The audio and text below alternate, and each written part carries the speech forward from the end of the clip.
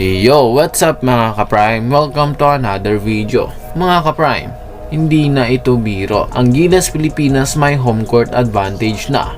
Ito ang haharapin natin, Australia at New Zealand. Pero ito ang mas lalong nagpainit ng laban. Benny Boatwright sumabak na sa practice at Kai Sotto persado agad kontra sa dalawang powerhouse ng Oceania. Tanong ng bayan, may chance na ba talaga ang Gilas? Tara, himayin natin yan ngayon. Kung gusto mo sa mga gantong content, mag-iwan ng like, share at subscribe at huwag na din kalimutan i-hit yung notification bell below para hindi ka mahuli sa mga mainit na balita na katulad nito. Simulan na natin. Unahin natin ang pinaka-importante, home court advantage. Hindi lang ito tungkol sa venue.